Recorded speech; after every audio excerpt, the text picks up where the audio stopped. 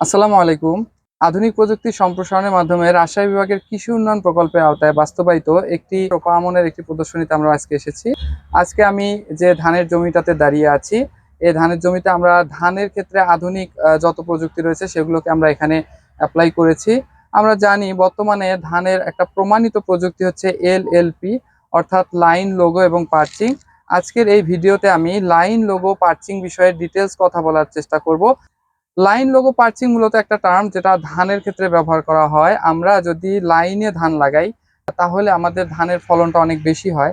আমরা সহজভাবে যদি চিন্তা করি, এলোমেলো ভাবে ধান লাগালে ধানের গোছা কম লাগে, এবং যদি আমরা লাইন করে ধান লাগাই সেক্ষেত্রে কিন্তু ধানের গোছা বেশি লাগে। আর গোছা বেশি লাগার কারণে কিন্তু ফলনটাও বেশি হয়। প্রায় বিঘা প্রতি 2 থেকে 2.5 মণ ফলন বেশি পাওয়া যায়। এবং গোছার সংখ্যা সাধারণত লাইনে লাগালে 33,000 গোছা লাগানো যায় 1 বিঘায়, এবং লাইন ছাড়া এলোমেলো ভাবে লাগালে 22,000 গোছা লাগানো যায়। এইভাবে যদি আমরা লাইনে লাগাই সেক্ষেত্রে আমরা বাড়তি লাভ করতে পারি। আর লোগো বলতে মূলত কি বোঝায়? লোগো বলতে বোঝায় যে 10 লাইন পর পর একটা করে লাইন ফাঁকা রাখা। আমরা জানি ধানের ক্ষেত্রে বিভিন্ন ধরনের আন্তঃপরিচর্যা করার প্রয়োজন হয়। লাইন এবং লোগোটাকে আমরা ব্যবহার করে ধান লাগাই, সেক্ষেত্রে কিন্তু আমাদের ধান এই যে এখন যে অবস্থায় আছে, বিভিন্ন ধরনের বালাইনাশক স্প্রে করা অথবা আগাছা নিরাময় করা সহ আরো যেসব আন্তঃপরিচর্যা রয়েছে, এই পরিচর্যা করাগুলোর ক্ষেত্রে কিন্তু ব্যাপক সুবিধা পাওয়া যায়। লোগোর ক্ষেত্রে আরেকটা বাড়তি সুবিধা হচ্ছে যে যে জায়গায় লোগো থাকে তার দুই পাশের যে ধানের গোছাগুলো থাকে সেগুলোতে ফলন অন্যান্য গোছার তুলনায় অনেক বেশি পাওয়া যায়। তার কারণ ওখানে আলো বাতাসের চলাচলটা সুন্দরভাবে হতে পারে। এবার আসি পার্চিং। পার্চিং বলতে বোঝায় যে ধানের জমিতে বাঁশ বা কঞ্চি বা এই ধরনের কোনো একটা জিনিস পুঁতে দিয়ে পাখি বসার ব্যবস্থা করে দেওয়া। এই যে আমার পাশে যেটা একটা বাঁশ ফ্রেম করে নিয়ে বসে দেওয়া হয়েছে যাতে এখানে পাখি বসতে পারে। এটার উদ্দেশ্য হচ্ছে পাখি এখানে বসে বিভিন্ন ধরনের ক্ষতিকর পোকামাকড়গুলো ধরে ধরে খায়। আমরা জানি ফসলের জমিতে উপকারী এবং ক্ষতিকর দুই ধরনের পোকামাকড় রয়েছে। ব্রি কর্তৃক বাস্তবায়িত একটি গবেষণায় দেখা গেছে যে সাধারণত ধানের জমিতে যে ফিঙ্গে, শালিক এই ধরনের পাখিগুলো বসে, এরা ক্ষতিকর পোকার মদ বা ক্ষতিকর পোকাগুলোকে ধরে ধরে খায়। এছাড়াও নিশাচর পেঁচা আছে, তারা যখন বসে বসে অনেক সময় রাতে ইঁদুর ধরে খেতে পারে, তখনও কিন্তু তাদের এটা বসার কাজে ব্যবহার করা হয়। সাধারণত 2.5 শতকে একটা করে পার্চিং করা হয়। হিসাবটা এমন যে হেক্টর প্রতি 100টি পার্চিং এর যে খুঁটি, এটা যদি স্থাপন করা যায় তাহলে পাখির বসার জন্য ভালো হয়। অর্থাৎ বিঘা প্রতি প্রায় 10 থেকে 15টি যদি আমরা এরকম পার্চিং সেট করে দিতে পারি তাহলে কিন্তু পাখি বসার সুবিধা হয়। এই কৃষকদের মাঝে লাইন, লোগো এগুলো ব্যবহার করার ক্ষেত্রে অনেক সময় অনীহা দেখা যায়, কিন্তু তারা যদি সত্যিকার অর্থে এটার যে বেনিফিটটা এটা যদি তারা জানতো তাহলে কিন্তু তারা এইটা ব্যবহারে আগ্রহী হয়ে উঠতো। আমার সাথে যে কৃষি উদ্যোক্তা ভাই রয়েছেন যার জমিতে আমরা এই প্রদর্শনীটি বাস্তবায়ন করব, তার কাছ থেকে আমরা একটু শুনবো যে তিনি যে লাইন, লোগো এবং পার্চিং ব্যবহার করেন এটা সুফলটা তিনি আসলে পান কিনা। আমি লাইন করে দীর্ঘদিন আগে থেকেই লাইন করে লাগাই। এই লাইন করে লাগানোর অনেক সুবিধা আছে। আপনি সার প্রয়োগ করে সুবিধে, আপনার ওষুধ দেওয়ার সুবিধে, আলো বাতাস প্রবেশ করে এর সুবিধে, সব দিকেই সুবিধা আছে। এই জন্য আমি সব জমি লাইন করেই লাগাচ্ছি। আপনি তো এই এলাকার একজন আদর্শ কৃষক, আপনি কি আপনার আশেপাশে অনেককে উদ্বুদ্ধ করেন যে সবাই লাইন হ্যাঁ, তাদেরকেও বলি যে আপনারা লাইন করেই লাগান। আমার স্কিমের মধ্যে এবার একজন 3 বিঘা জমি লাইন করে লাগাচ্ছে।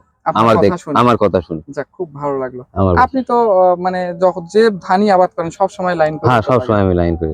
আচ্ছা, আমার সঙ্গে এখন আছেন, আমি এখন যে ব্লকে অবস্থান করছি নেপালতলী ব্লক, এই ব্লকে কর্মরত উপসহকারী কৃষি অফিসার মোহাম্মদ নুর নবী সাহেব। তার কাছ থেকে আমি জানতে চাবো যে আমরা যে লাইন, লোগো, পার্চিং বা এলএলপি পদ্ধতির কথা সবসময় বলি, ওনারাই সাধারণত কৃষকদের উদ্বুদ্ধ করে এই পদ্ধতিগুলো মাঠ পর্যায়ে বাস্তবায়ন করে থাকেন। তো এই এলএলপি বাস্তবায়ন করার ক্ষেত্রে কি কি সমস্যা হয়, আপনারা কৃষকদেরকে কিভাবে উৎসাহিত করেন এবং সেই সমস্যাগুলোকে সমাধান করেন, এই বিষয়গুলো যদি একটু বলতেন। কৃষির আবহাওয়ার পরিবর্তনের সঙ্গে সঙ্গে ধানের নতুন নতুন যেরকম ব্লাস্ট, বিএলবি, খোল পড়া, খোল পচা, বিভিন্ন ধরনের পোকা এবং বিপিএইচ বিশেষ করে বিভিন্ন ধরনের সময় আক্রমণ হয়। এর হাত থেকে রক্ষা পাওয়ার জন্য মাঝখানে আমরা এর লোগোটা অবশ্যই দিতে বলি। তাদের সুবিধা হলো যে ধান গাছের পুরো পুরোটা সুস্থ রাখার একটা নতুন কৌশল। আচ্ছা, আমি বিপিএস আক্রমণের ক্ষেত্রে আমরা জানি যে বিপিএসটা সবসময় গাছের গোড়ায় আক্রমণ করে।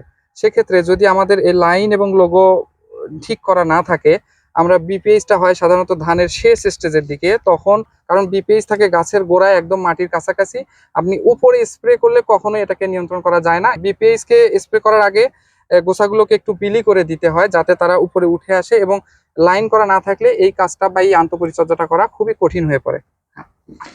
তো এই জন্য আমরা লোগোটা করতে বলি। আর সর্বশেষ হলো পার্সিং। পার্সিং দিয়ে আমরা সাধারণত মাজরা পোকা, পাতা মরানো পোকার যে মথগুলো, ক্ষতিকর যে আমাদের ধানের যে ক্ষতিকর পোকার যে মথগুলো উড়ে বেড়ায়, এটা নিয়ন্ত্রণের জন্য, এটা দমনের জন্য এখানে পাখি বসার শুধু একটা ব্যবস্থা করে দেওয়া। প্রতিদিন একটা পাখি প্রায় 8 থেকে 10টি মথ খেতে পারে, এবং 8 থেকে 10টি যদি মথ খায়, একটা করে মথ প্রায় ডিম পাড়ার উপযুক্ত বয়সে 250 থেকে 300 বা 350 পর্যন্ত ডিম দিতে পারে। এখান থেকে আমরা ফসলটা অনেকাংশে এই পোকার হাত থেকে আমরা নিয়ন্ত্রণে রাখতে পারবো। আর এখানে আমরা যে সমস্যাগুলো হয়, এটা সাধারণত লেবার দিয়ে ধান রোপণ করা হয়, তারা প্রথমে করতে চায় না, তারা অনীহা দেখায়। তো যারা আমরা চাষি যে ভাইরা যাদের সঙ্গে আমরা কাজ করি, তাদেরকে অন্তত বলি যে বিঘা প্রতি যদি 200 টাকা একটু বেশি দিয়ে লাগানো যায়, তাদের লেবারটার একটু সময় বেশি লাগলেও তখন কিন্তু সে রাজি হয়ে যায়। তাহলে এক্ষেত্রে আমরা বিঘাতে যদি 200 টাকা বেশি দিয়ে হলেও আমরা লাইন এবং লগনটা যদি করতে পারি, তাহলে কিন্তু অনেক আমাদের পরবর্তীতে ফসলের অনেক দিক দিয়ে সাশ্রয় হয়, যেহেতু ফলনটা বেশি হয়, ওই টাকাটা ওখানে উঠে আসে। পাশাপাশি ফসলটা অনেক রোগবালাই বা পোকামাকড়ের হাত থেকে অনেকটা এমনি ন্যাচারাল ভাবে ভালো থাকে।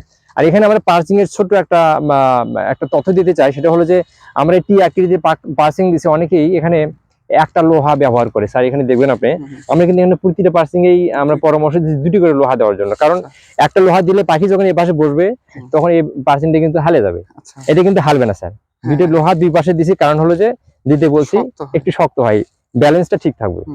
এটা যখন ব্যালেন্স যদি ঠিক না থাকে, তাহলে পাখি এখানে বসলেও কিন্তু তার শিকারকে লক্ষ্য করে মানে কোনো কাজে আসবে না। যে উদ্দেশ্যে এটা স্থাপন করা, সেটাই বাস্তবায়ন হবে না, ঠিকমতো বসতেই পারবে না। জি, অনেকে টিটা দেখা যায় একটা টি দিলে এটা হেলে যায়, পাখি বসার আগে হেলে যায়। আর 2টা লোহা দেওয়ার কারণে এটা হালার সম্ভাবনা নাই।